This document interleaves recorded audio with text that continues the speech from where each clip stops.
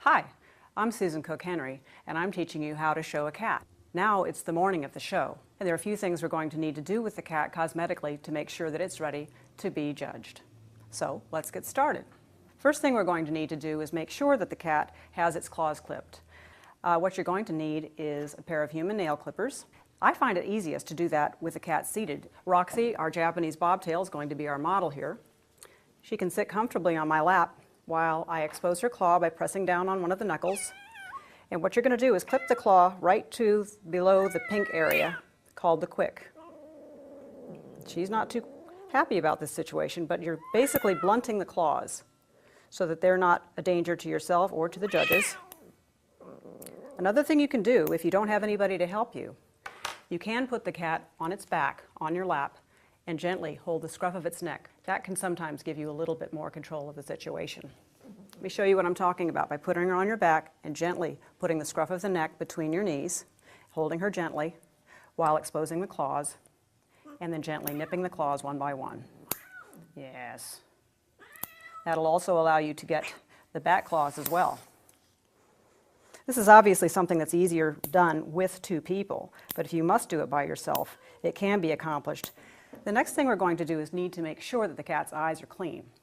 Gently rub the cat's eyes, making sure that any matter that's accumulated in the corners is clean. On any cat, you'd also want to check the nose and make sure that the nostrils are clean as well. The next thing you're going to want to do is make sure that the cat has clean ears.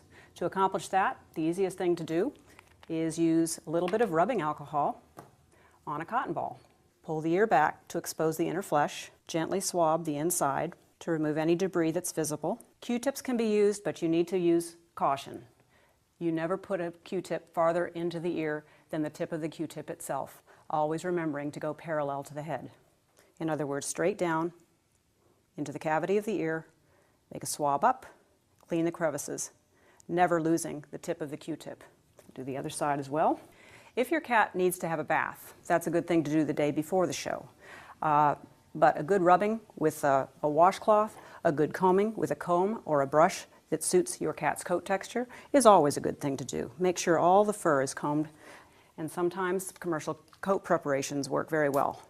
To spray gently over the coat and sleek it down. Now that we've got the cat ready to show, we're going to organize our supplies that we'll need from the show, for the show.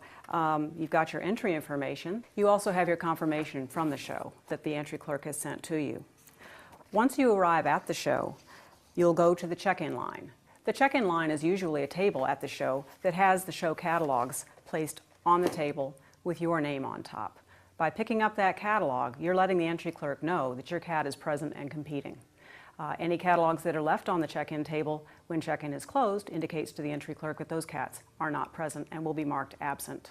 Your catalog should have a label with your name, your entry number, as well as your row number on it. If there's not a diagram of the show hall, it should be pretty easy to find out where the rows are labeled. You'll walk to that row, find the row letter, and walk down the aisle to find your cage, which is usually indicated with your name written on the base of the cage.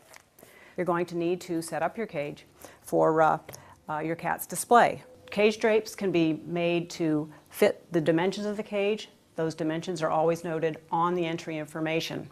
Pick a fabric that's easy to clean and that complements your cat's color. It's easy to set up a cage with a base, panels in the back, and also something to go across the top to cover.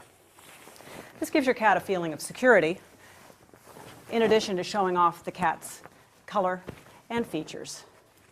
You'll need to go find where the litter is located in the show. Quite often it's located very close to where you checked in for your entry. You'll have your cat's litter box. You may even choose to bring your own litter from home. It's entirely up to you. You'll want to make sure that you have food and water for your cat.